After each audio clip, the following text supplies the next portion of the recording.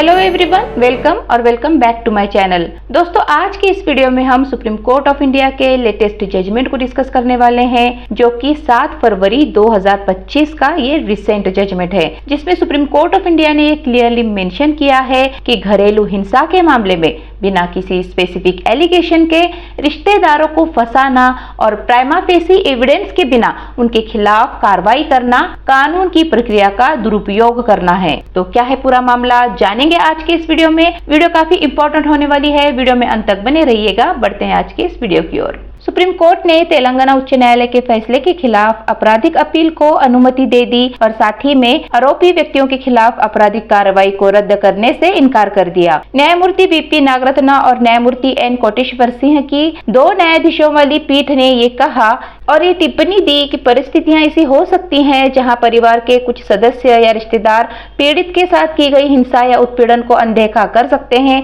और पीड़ित की मदद के लिए हाथ नहीं बढ़ा सकते, जिसका यह मतलब नहीं है कि वे भी घरेलू हिंसा में अपराधी हैं, जब तक कि परिस्थितियां स्पष्ट रूप से उनके संलिप्तता और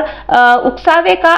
संकेत न दे। इसलिए बिना किसी विशेष आरोप के ऐसे सभी रिश्तेदारों को फंसाना, उन पर अपमानजनक कृत्यों का आरोप लगाना और उनके खिलाफ कार्रवाई करना बिना इस बात के प्राइमा फेसी एविडेंस के कि वे घरेलू हिंसा के अपराधियों के साथ सहभागी थे और ये सक्रिय रूप से सहयोग कर रहे थे, यह कानून की प्रक्रिया का दुरुपयोग है।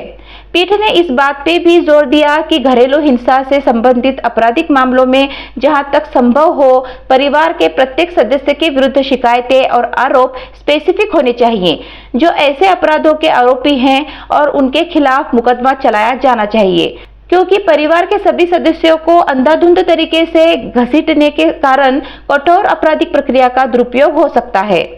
तो इस मामले में होता यह है कि एक महिला द्वारा 2021 में लिखित शिकायत दर्ज कराई गई थी, जिसमें बताया गया था कि उसकी शादी 2016 में हुई थी और शादी के समय उसकी सास ने कथित तौर पर 30 लाख रुपए की मांग की थी। शिकायतकर्ता की मां ने उसकी सास को दहेज के तौर पर 10 लाख रुपए नकद और 15 तोला सोना दिया था और शादी के करीब 5 महीने तक शिकायतकर्ता के पति ने उसके साथ अच्छा व्यवहार किया और उसकी उचित देखभाल भी की। बाद में कथित तौर पर उसके पति ने उसके चरित्र पर संदेह करना शुरू कर दिया और 10 लाख रुपए अतिरिक्त दहेज लाने के लिए उसे मानसिक और शारीरिक रूप से प्रताड़ित करना शुरू कर दिया, जिसके लिए उसकी सास की छोटी बहन, अपीलकर्ता, उसका देवर और अपीलकर्ता का बेटा उस पर उसके पति और सास की इच्छा के अनुसार काम करने का दबाव बनाते थे। आरोप है कि दहेज की मांग पूरी न होने पर उन्होंने उसे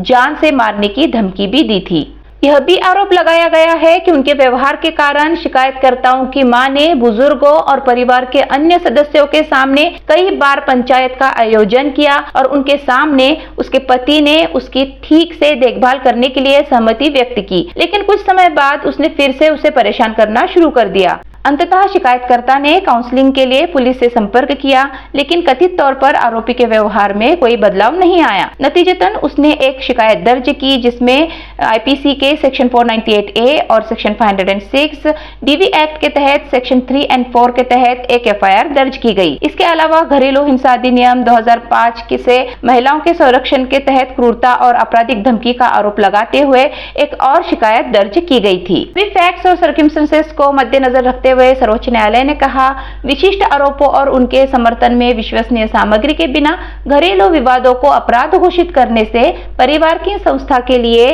विनाशकारी परिणाम हो सकते हैं, जो प्रेम, स्नेह, सौहार्द और आपसी विश्वास के आधार पर बनी है। परिवार की संस्था मानव समाज का मूल है। घरेलू रिश्ते, जैसे कि परिवार के सदस्यों के बीच के रिश्ते, गहराई से निहित सामाजिक मूल्यों और सांस्कृतिक अपेक्षाओं द्वारा निर्देशित होते हैं। इन रिश्तों को अक्सर पवित्र माना जाता है, जो अन्य सामाजिक या व्यावसायिक संबंधों की तुलना में उच्च स्तर के सम्मान, प्रतिबद्धता और भावनात्मक निवेश की मांग करते हैं। उपयुक्त कारण से पारिवारिक संबंधों के संरक्षण पर हमेशा जोर दिया गया है। न्यायालय ने यह भी कहा कि जब पारिवारिक रिश्तों को आपराधिक कार्रवाई के दायरे में लाने की कोशिश की जाती है, जिससे पारिवारिक बंधन टूट जाता है, तो न्यायालय को सतर्क और विवेकपूर्ण होना चाहिए तथा आपराधिक प्रक्रियाओं को तभी लागू करने की अनुमति देनी चाहिए जब विशेष आरोप और उसके साथ समर्थन सामग्री हो जो स्पष्ट रूप से आपराधिक अपराध का गठन करती हो। साथ में न्यायालय ने यह भी कहा कि हमें यह ध्यान में रखना होगा कि वैवाहिक विवादों के संदर्भ में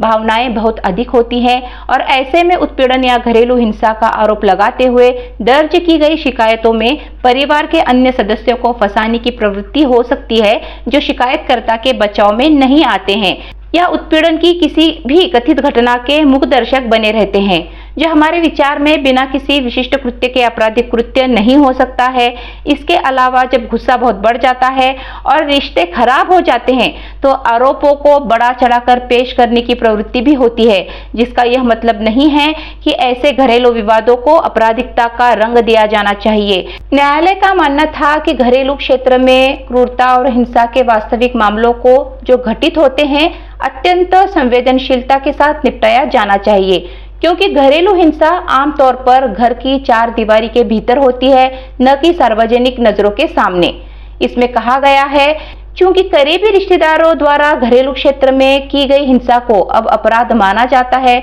जिसके अपराधियों पर गंभीर परिणाम होते हैं। इसलिए अदालतों को ऐसे मामले से निपटने में सावधानी बरतनी होगी और जांच करनी होगी कि क्या अपराधियों के खिलाफ विशिष्ट आरोप हैं और क्या सामान्य आरोप नहीं हैं। न्यायालय ने कहा कि सौहार्द और विश्वास के आधार पर स्थापित वैवाहिक संबंध में इस हद तक कड़वाहट आ जाना कि एक साथी दूसरे साथी के खिलाफ घरेलू हिंसा और उत्पीड़न का आरोप लगाने लगे, ऐसा आमतौर पर अचानक नहीं होता और ऐसा कटु संबंध समय के साथ ही विकसित होता है। हालांकि न्यायालय ने आगे ये भी स्पष्ट किया कि उनकी टिप्पणियों का यह अर्थ नहीं निकाला जाना चाहिए कि रिश्तेदारों को दंडात्मक प्रावधानों के दायरे में नहीं लाया जा सकता जब उन्होंने बहु पीड़ित पर क्रूरता करने में सक्रिय रूप से भाग लिया हो। इस बात का मूल्यांकन करने की आवश्यकता है कि क्या ऐसे आरोप वास्तविक हैं और परिवार के ऐसे सदस्यों का विशिष्ट आपराधिक भूमिका सौंपी गई है या यह केवल वैवाहिक कलह और भावनात्मक रूप से परेशान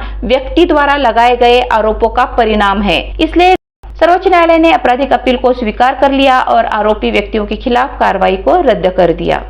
इस जजमेंट की लिंक आपको डिस्क्रिप्शन में प्रोवाइड की जा रही है, जरूर चेकआउट कीजिएगा। अगर वीडियो इन्फॉर्मेटिव लगी है, नॉलेजेबल लगी है तो इसे लाइक कीजिए, शेयर कीजिए और चैनल पर अगर नए हैं तो चैनल को सब्सक्राइब भी जरूर कीजिएगा। मिलते हैं ऐसे नॉलेजेबल और इन्फॉर्मेटिव वीडियोस के साथ, तब तक के लिए stay healthy, stay happy, bye bye.